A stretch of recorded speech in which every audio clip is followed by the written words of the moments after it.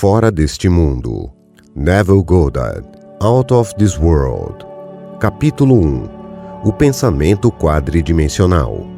Olá, queridos amigos. Se faz sentido para você, para ajudar meu trabalho, se inscreva no canal, ative o sininho e deixe o seu like. Muito obrigado. Eu vou-lo disse agora antes que aconteça, para que quando acontecer, vós acrediteis. João 14:29. Muitas pessoas, inclusive eu, observaram acontecimentos antes que se sucedessem, ou seja, antes que acontecessem neste mundo de 3 dimensões. Já que o homem consegue observar um acontecimento antes que ele ocorra nas 3 dimensões do espaço, a vida na Terra deve continuar de acordo com o plano, e esse plano deve existir em outro lugar, em outra dimensão, e deve estar se movendo vagarosamente pelo nosso espaço. Se os acontecimentos não eram deste mundo quando foram observados, então, para ser perfeitamente lógico, eles devem ter sido fora deste mundo. E o que quer que exista para ser visto antes de que ocorra aqui, deve ser predeterminado do ponto de vista do homem desperto no mundo tridimensional. Assim surge a pergunta: podemos alterar nosso futuro?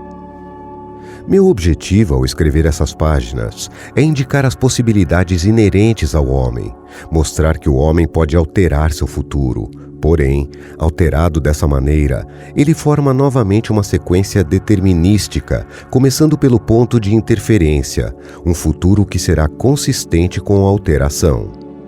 A característica mais notável do futuro do homem é a flexibilidade. É determinada por suas atitudes mais do que por seus atos. A base na qual todas as coisas repousam é o conceito que o homem tem de si mesmo.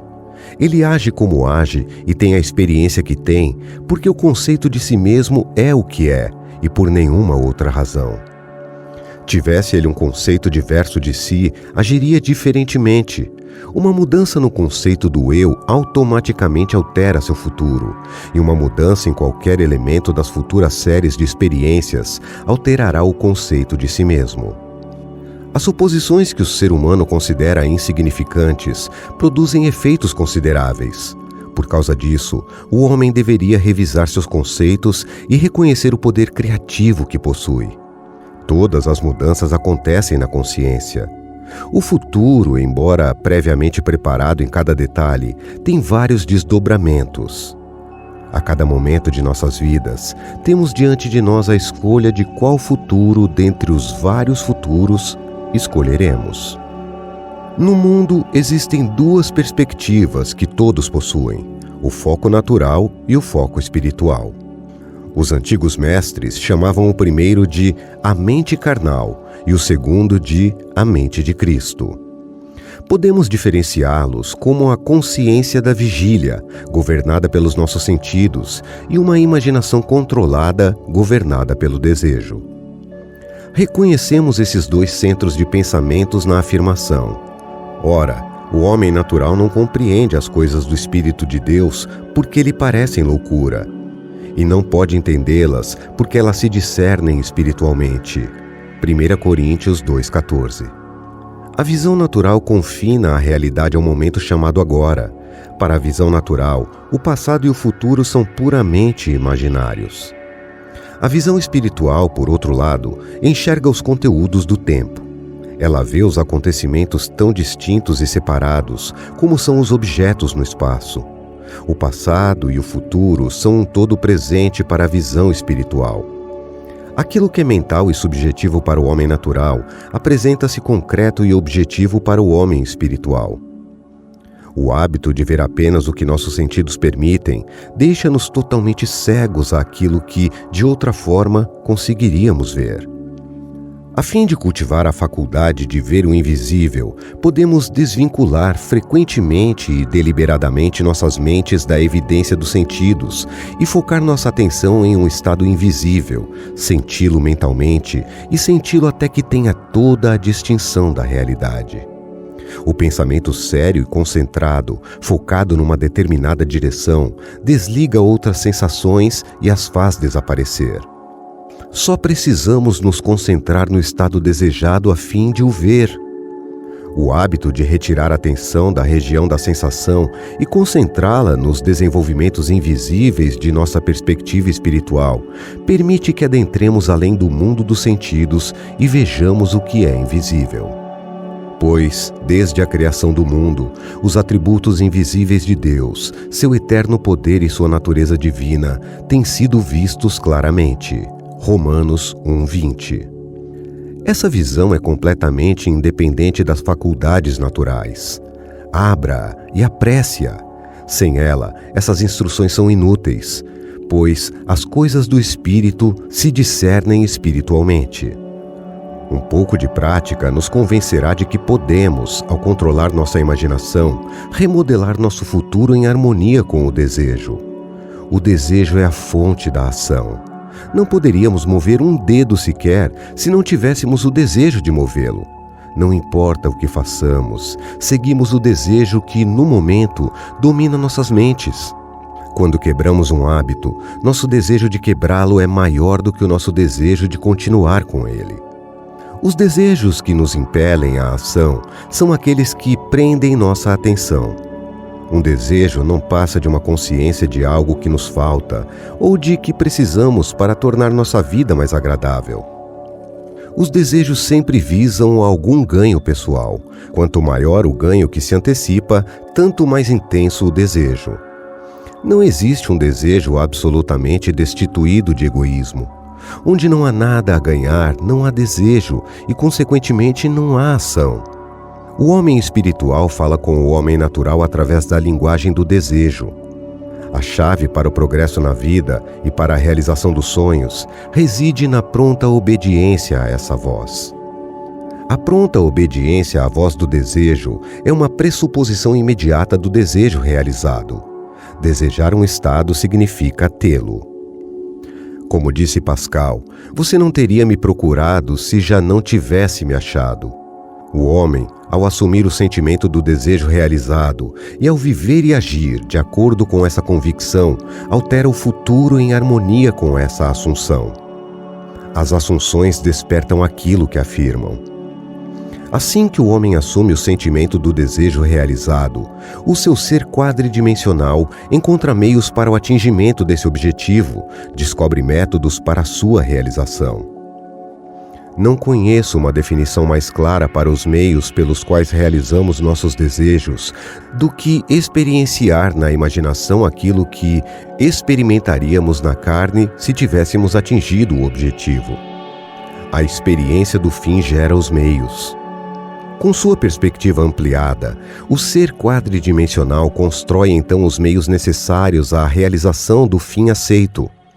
A mente indisciplinada acha difícil assumir um estado que é negado pelos sentidos. Aqui está uma técnica que torna fácil encontrar os acontecimentos antes que ocorram para chamar as coisas que não são como se fossem. Romanos 4,14. As pessoas têm o hábito de menosprezar a importância das pequenas coisas. Mas esta simples fórmula para mudar o futuro foi descoberta após anos de pesquisa e experimentação. O primeiro passo para mudar o futuro é o desejo, ou seja, defina seu objetivo, saiba definitivamente aquilo que você quer. Em segundo lugar, construa um acontecimento que você acredita que encontraria logo em seguida o cumprimento do seu desejo, um acontecimento que insinua o cumprimento do seu desejo, algo que terá a ação da autopredominância. Terceiro, imobilize o corpo físico e induza uma condição semelhante ao sono. Deite-se numa cama ou relaxe numa cadeira e imagine que você está sonolento. Então, com as pálpebras cerradas e sua atenção focada na ação que intenciona experimentar, em imaginação, mentalmente, sinta-se justamente na ação proposta, imaginando todo o tempo que você está efetivamente realizando a ação aqui e agora. Você sempre deve participar da ação imaginária e não meramente dar um passo para trás e assistir, mas deve sentir que está efetivamente realizando a ação, de modo que a sensação imaginária lhe seja real. É sempre importante lembrar-se de que a ação proposta deve seguir o cumprimento do desejo, E além disso, você deve se sentir em ação até que ela tenha todas as características vívidas e distintas da realidade. Por exemplo, vamos supor que você deseja ser promovido no escritório. Receber um elogio seria um acontecimento que você obteria logo após a realização do desejo. Após selecionar essa ação com aquela que você experimentará na imaginação, imobilize o corpo físico e induza um estado semelhante ao sono, um estado de sonolência, porém, um estado no qual você ainda consiga controlar a direção dos pensamentos, um estado em que você está atento, sem esforço. Agora imagine que um amigo está de pé diante de você. Ponha sua mão imaginária na dele. Primeiro, sinta-a real e sólida. Então entabule uma conversação imaginária com ele, em harmonia com a ação. Não visualize a si mesmo a distância no ponto do espaço, ou a distância no ponto do tempo, sendo coagulado em sua boa sorte. Em vez disso, torne aqui os alhures e o agora, o futuro. O acontecimento futuro é uma realidade agora em um mundo dimensionalmente maior. E, estranhamente, o agora num mundo dimensionalmente maior é equivalente ao aqui no espaço cotidiano tridimensional. A diferença entre se sentir em ação, aqui e agora, e visualizar-se em ação como se você estivesse na tela de um filme, é a diferença entre o sucesso e o fracasso. A diferença pode ser apreciada quando você se imagina subindo uma escada. Então, com as pálpebras cerradas, imagine que a escada está à sua frente e que você sobe nela. Desejo, imobilidade física quase se tornando sono, a ação imaginativa na qual o sentimento predomina aqui e agora, não são apenas fatores importantes para alterar o futuro, mas também são condições essenciais na projeção consciente do seu eu espiritual.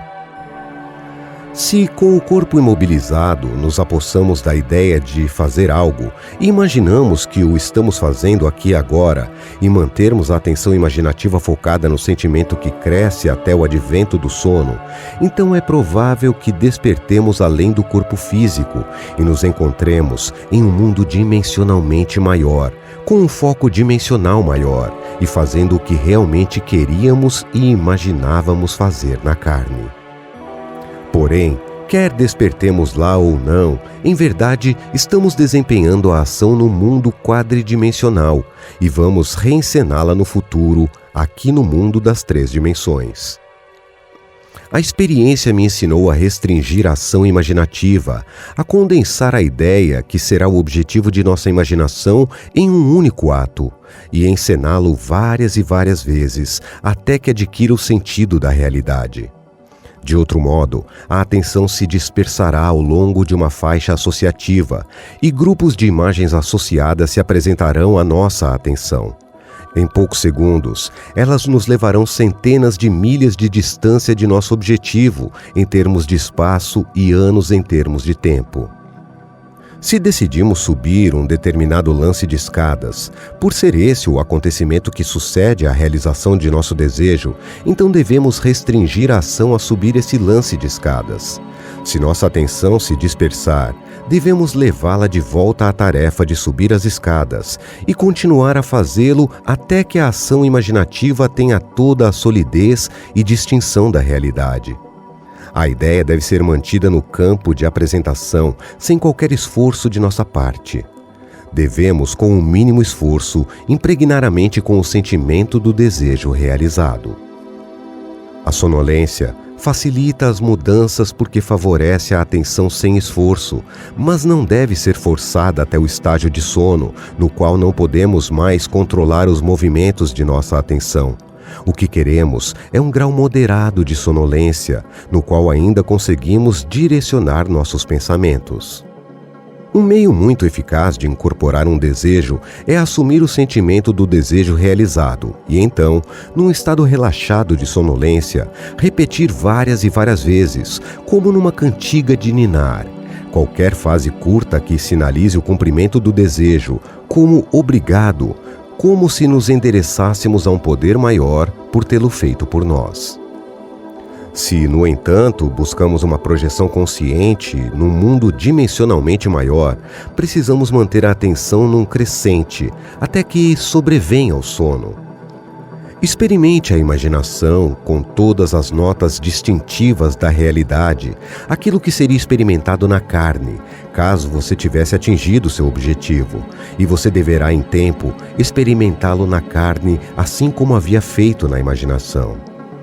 Encha a mente com premissas, ou seja, afirmações supostamente verdadeiras, pois as suposições, embora irreais para os sentidos, se transformarão em fatos, caso nelas se persista até que adquiram o sentido de realidade. Para uma suposição, todos os meios que promovam sua realidade são bons. Ela influencia o comportamento de todos esses meios ao inspirar em todos eles os movimentos, as ações e as palavras que tendem para o seu cumprimento. Para entender como o homem molda o futuro em harmonia com sua assunção, devemos saber o que queremos dizer por mundo dimensionalmente maior, pois é para um mundo dimensionalmente maior que devemos ir a fim de alterar nosso futuro. A observação de um acontecimento antes que ele sobrevenha implica que o acontecimento é pré-determinado do ponto de vista do homem no mundo da terceira dimensão. Assim, para mudar as condições aqui nas 3 dimensões do espaço, devemos primeiro mudá-las nas 4 dimensões do espaço.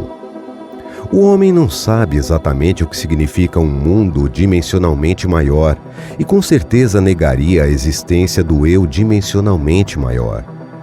Ele está bem familiarizado com as 3 dimensões da largura, espessura e altura, e sente que, se houvesse uma 4ª dimensão, ela deveria ser óbvia para ele, como são óbvias as dimensões da largura, espessura e altura. Uma dimensão não é uma linha, é qualquer maneira na qual uma coisa possa ser mensurada, que é inteiramente diferente de todas as outras maneiras. Ou seja, para mensurar um sólido quadridimensional, simplesmente o medimos em qualquer direção, exceto aquela de sua largura, espessura e altura. Existem outras maneiras de medir um objeto a não ser aquelas da largura, espessura e altura? O tempo mede minha vida sem empregar as 3 dimensões de largura, espessura e altura. Ela dura um período definido. Podemos medir seu ciclo de vida sem usar as dimensões de largura, espessura e altura. O tempo é definitivamente uma 4ª maneira de medir um objeto. Quanto mais dimensões um objeto tiver, tanto mais substancial e real ele se torna. Uma linha reta que existe inteiramente em uma dimensão adquire forma, massa e substância através da adição de dimensões. Qual seria a qualidade que o tempo, a 4ª dimensão, daria, que o tornaria tão vastamente superior em relação aos sólidos, assim como os sólidos são superiores em relação a superfícies e superfícies em relação a linhas? O tempo é um meio para mudanças na experiência, porque todas as coisas levam tempo. A nova qualidade é a mutabilidade. Observe que, se cortamos um sólido, o lugar do corte transversal será uma superfície. Ao cortar uma superfície, obtemos uma linha, e ao cortar uma linha, obtemos um ponto. Isso significa que o ponto não é nada mais que uma secção transversal da linha, a qual, a seu turno, nada mais é do que uma secção transversal de sua superfície, a qual, por sua vez, não passa de uma secção transversal de um sólido, o qual, por sua vez, e para chegarmos a uma conclusão lógica, não passa de uma secção transversal de um objeto quadridimensional. Não podemos evitar a interferência de que todos os objetos tridimensionais não passam de secções verticais de corpos quadridimensionais. O que significa, quando eu encontro você, eu encontro uma secção transversal do você quadridimensional, e eu quadridimensional que não é visto. Para ver o eu quadridimensional, eu preciso ver toda a secção transversal, o momento de sua vida, do nascimento à morte, e vê-los todos coexistindo. Meu foco deve incluir toda a vasta gama de impressões sensoriais que você experimentou na Terra, além das que você ainda pode encontrar. Devo vê-las não na ordem na qual elas foram experienciadas por você, e sim como um todo presente. Já que a mudança é uma característica da quarta dimensão, eu devo vê-las em um estado de fluxo, como um todo vivo e animado. Se tivéssemos isso claramente fixado em nossas mentes, o que isso significa para nós neste mundo tridimensional? Significa que, se pudermos nos mover ao longo da duração do tempo, podemos ver o futuro e alterá-lo como bem desejarmos. Este mundo que julgamos tão solidamente real é uma sombra a partir da qual e além da qual podemos a qualquer momento morrer. É uma abstração de um mundo mais fundamental e dimensionalmente maior. Um mundo mais fundamental abstraído de um mundo ainda maior e mais fundamental, e assim por diante até o infinito. O absoluto é inalcançável por qualquer meio ou análise, não importa quantas dimensões acrescentemos ao mundo. O homem pode provar a existência de um mundo dimensionalmente maior ou simplesmente focar sua atenção no estado invisível e imaginar que o vê e que o sente. Se ele permanecer concentrado nesse estado, seu ambiente atual deixará de existir e ele acordará em um mundo dimensionalmente maior, no qual o objeto de sua contemplação será visto como uma realidade concreta e objetiva.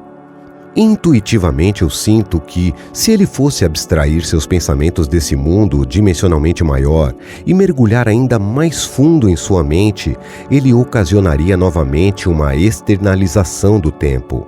Descobriria que, toda vez que se recolhe à mente interna e ocasiona uma externalização do tempo, o espaço se torna dimensionalmente maior. E ele iria, portanto, concluir que tanto o espaço quanto o tempo são seriais e que o drama da vida nada mais é do que o escalar de um bloco de tempo dimensional multitudinário. Os cientistas explicarão um dia por que existe um universo serial. Porém, na prática, é mais importante saber como usamos esse universo serial para mudar o futuro. Para mudar o futuro, precisamos apenas nos preocupar com dois mundos na série infinita. O mundo que conhecemos através da razão de nossos órgãos corporais e o mundo que percebemos independentemente de nossos órgãos corporais. Obrigado por assistir o vídeo até aqui. Na próxima semana, lançarei o segundo capítulo. Obrigado.